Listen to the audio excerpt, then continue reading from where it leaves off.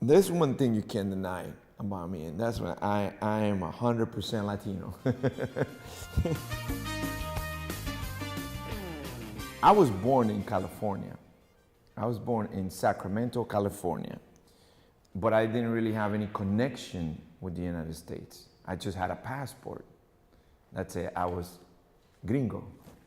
I basically grew up in Panama from the age of a year and a half to when I was like 16. I grew up around music, I grew up around literature, I grew up around so many beautiful people, and it's what made me who I am. I came to New York City, and then I became a man in New York City. I started listening to hip hop. I would buy an LP, start looking at the covers, start reading the credits, and really looking at the cover like, I could take these pictures. I know that I could do something different, bring my own style into it. While I was reading all the albums, I realized that the addresses of the labels were printed in the album artwork. And I was like, well, I need to go over there.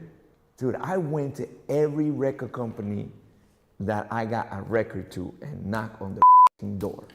I landed an album cover as quickly as like maybe 2 to 3 months after that. My biggest album cover right away, like my first album cover was Return of the Boom Bap by KRS-One. And before you know it, I shot the Wu-Tang cover. I come rough, tough like an elephant tusk, your head rush, fly like Egyptian. I interpret everything from the music, from the drums to the hi-hats, to the trumpet, and I interpret that and put it into a picture. Once they sold 1 million records, who shot that album cover? I shot 35 album covers that year. I shot 1 album cover every 2 weeks. I dominated like hip hop album covers all across the platform. I threw myself in the fire. In 1994, I went to NYU and signed on the program that they had that was called the SCE, School of Continuing Education, and they had like a film program. I started offering film services to now this clientele that I have. So in 1994, 95, I shoot my first music video, and it had Mos Def in it. Manifest destiny, it must be. Manifest destiny, it must be. So check it out. Shooting music videos to me was like, yeah, I'm gonna develop that. But photography was my everything. I love being a photographer. So I maxed out there. I had to reinvent myself, bro. I needed something new. And when the digital era came in, bro, I embraced it. I didn't look back. In 1999, I took off.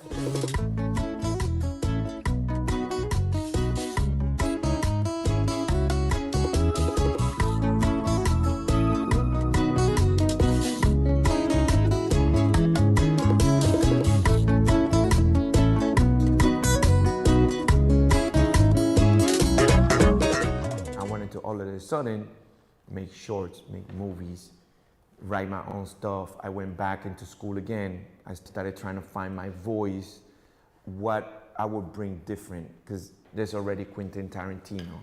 There's already all these filmmakers, Scorsese. Like, I need to bring a Danny Hastings film. So one of the best things I did in the last 4 years was to create a film festival that nurtures young talent, right? And I see that where all of this is going, and we're in a new era where no longer the artist needs to wait. They can go and do it right now, release it, and have 1 million followers. I'm excited about what's coming.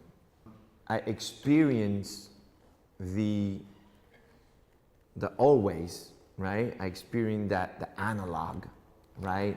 What that did, and I'm experiencing the new ways and the new technology. And I'm sort of like in between. I'm in a perfect spot right now, and I love it. I love everything about it.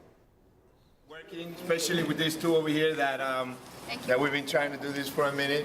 And to work on my birthday is a blessing because I always feel that every time I work, it's not really like working, it's like playing. So, you know, we're having fun. You know, I got a bunch of friends in here, not just co-workers. I consider everybody here a friend, and I'm really happy.